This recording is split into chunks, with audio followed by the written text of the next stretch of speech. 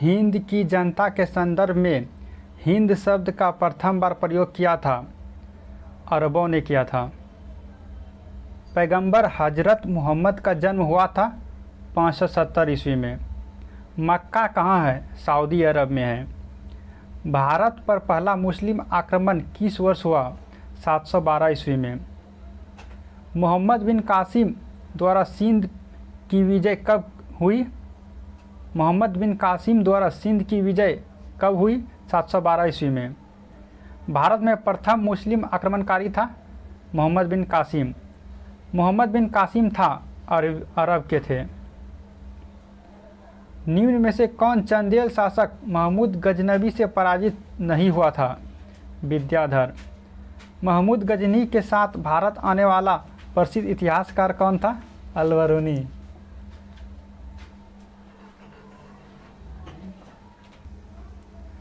पुराणों का अध्ययन करने वाला प्रथम मुसलमान था? अल-बरूनी।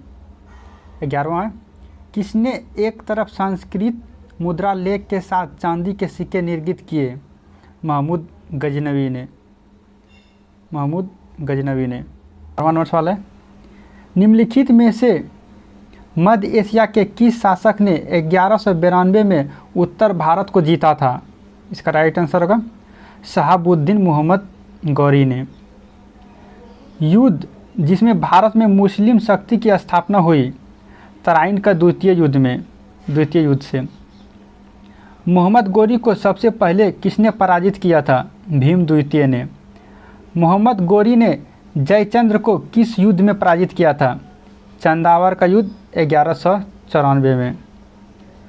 किस मुस्लिम शासक ने सिक्कों पर देवी लक्ष्मी की आकृति बनी है?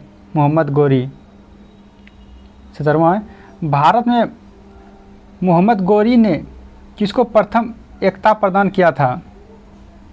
कुतुबुद्दीन ऐबक को। मोहम्मद गौरी के किस दास ने बंगाल एवं बिहार पर विजय प्राप्त की? बख्तियार खिलजी ने। गुलाम वंश का संस्थापक कौन था? कुतुबुद्दीन ऐबक। दिल्ली सल्तनत का कौन सा सुल्तान लाख बख्श के नाम से जाना जाता है? लाख बख्श। इसका राइट आंसर होगा कुतुबुद्दीन ऐबक। कुतुबुद्दीन ऐबक की राजधानी थी लाहौर। निम्नलिखित में से किसने दिल्ली को सल्तनत की राजधानी के रूप में स्थापित किया था? इल्तुतमिश ने। दिल्ली का प्रथम मुस्लिम शासक कौन था? इल्तुतमिश। निम्नलिखित में से कौन मध्यकालीन भारत की प्रथम महिला शासिका थी? राजिया सुल्तान।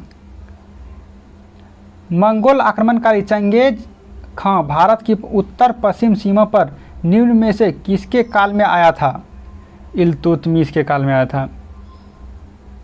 चंगेज खां के अधीन मंगोलों ने भारत पर आक्रमण किया इल्तुतमिश के शासनकाल में। इल्तुतमिश ने बिहार में अपना पहला सूबेदार नियुक्त किया था मलिक जानी को। राजिया सुल्तान को सत्ताच्युत करने में किसका हाथ था? तुर्कों का। दिल्ली के सुल्तान बलबन का पूरा नाम कौन बलबन था? गयासुद्दीन बलबन। दिल्ली के किस सुल्तान के विषय में कहा गया है कि रक्त और लौ की नीति अपनाई थी?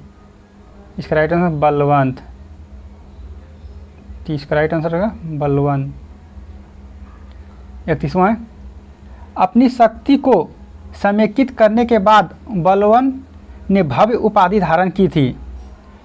इसका राइट आंसर होगा जिले इलाही। निम्नलिखित में से किसने भारत में प्रसिद्ध फारसी त्यौहार नौरोज को आरंभ किया? बलवंत ने।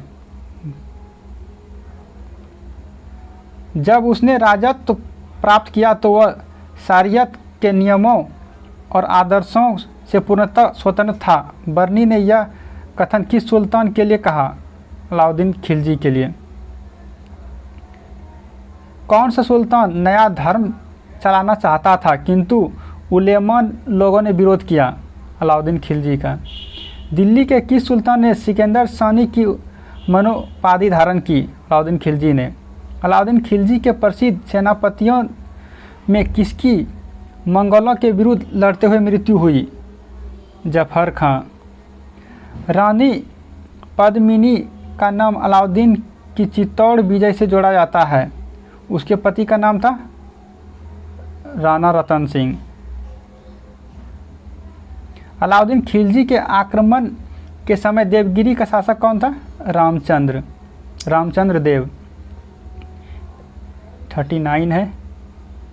किस सुल्तान के काल में खालिसा भूमि अधिक पैमाने में विकसित हुई?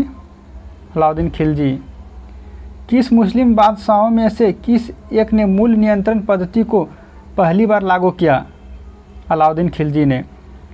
बाजार नियंत्रण प्रथा लागू की थी? अलाउद्दीन खिलजी ने। निम्नलिखित में से किस मध्यकालीन शासक ने सार्वजनिक वितरण प्रणाली आरंभ की? अलाउद्दीन खिलजी ने।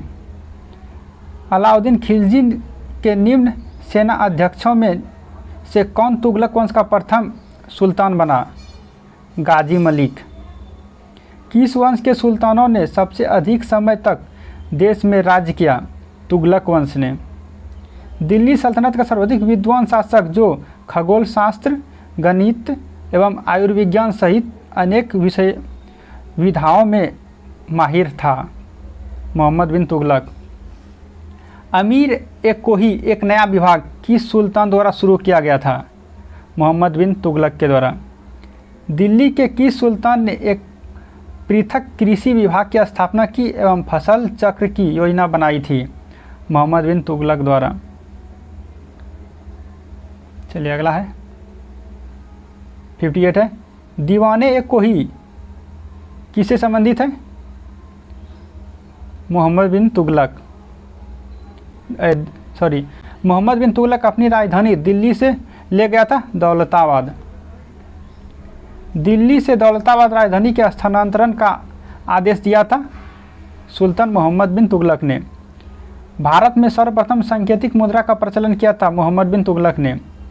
मूर देश का यात्री इब्न बतूता किसके शासनकाल में भारत आया था? मोहम्मद बिन तुगलक के शासन में। इब्न बतूता को किसने दिल्ली का काजी नियुक्त किया था? मोहम्मद बिन तुगलक ने। किसने सुल्तान काल में डाक व्यवस्था का विस्तृत विवरण दिया है? इब्न बतूता ने। घड़ी अथवा गृह कर लगाने वाला दिल्ली का प्रथम सुल्तान कौन था? अलाउद्दीन खिलजी। होली त्योहारों के सार्वजनिक उत्सव में भाग लेने वाला दिल्ली का प्रथम सुल्तान कौन था? मोहम्मद बिन तुगलक। इतिहासकार बदायूंगी ने किसकी मृत्यु पर कहा था कि सुल्तान को अपनी प्रजा से और प्रजा को सुल्तान से मुक्ति मिल गई? इसका राइट आंसर होगा मोहम्मद बिन तुगलक। बेरोजगारों के सहायतार्थ दिल्ली के निम्नलिखित सुल्तानों में से किसने रोजगार कार्यालय की स्थापना की थी? इसका राइट आंसर होगा फिरोज शाह तुगलक ने। दिल्ली का सुल्तान जो दान दक्षिणा के बारे में काफ़ी ध्यान रखता था और इसके लिए एक विभाग दीवान एक खैरात स्थापित किया था, वह था फिरोज तुगलक। निम्नलिखित में से किस सुल्तान के दरबार में सबसे अधिक गुलाम थे? फिरोज तुगलक के। सर्वप्रथम लोक निर्माण विभाग की स्थापना की थी फिरोज शाह तुगलक ने।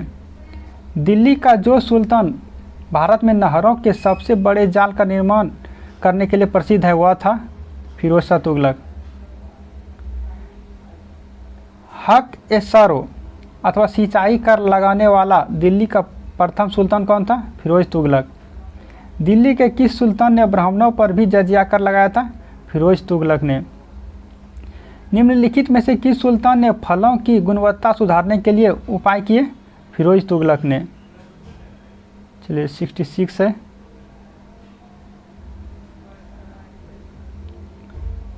टोपरा तथा मेरठ से 2 अशोक स्तंभ लेख दिल्ली कौन लाया था? फिरोज शाह तुगलक ने।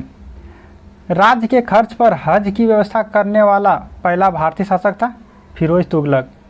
दिल्ली सल्तनत के तुगलक राजवंश का अंतिम शासक निम्नलिखित में से कौन था? नासिरुद्दीन महमूद। तैमूर ने किसके शासनकाल में भारत पर आक्रमण किया था? नासिरुद्दीन महमूद के समय में। तैमूर लंग ने किस वर्ष भारत पर आक्रमण किया? 98 ईस्वी में। तैमूर के आक्रमण के बाद भारत में किस वंश का राज स्थापित हुआ? सैयद वंश का। निम्नलिखित मध्ययुगीय शासकों में से कौन उच्च शिक्षित था? इब्राहिम लोदी। महाराणा सांगा ने इब्राहिम लोदी को किस युद्ध में परास्त किया था? इसका राइट आंसर है खातौली का युद्ध में। किस मध्ययुगीय सुल्तान को आगरा शहर की नींव डालने एवं उसे सल्तनत की राजधानी बनाने का श्रेय जाता है? सिकंदर लोदी को। 75 है। विजयनगर राज्य की स्थापना की थी हरियर और बुक्का ने। अपनी मदुरा विजय कृति में अपने पति के विजय अभियानों का वर्णन करने वाली कवयित्री थी गंगा देवी। विजयनगर के उस पहले शासक की पहचान करें जिसने बहमानियों से गोवा को छीना था?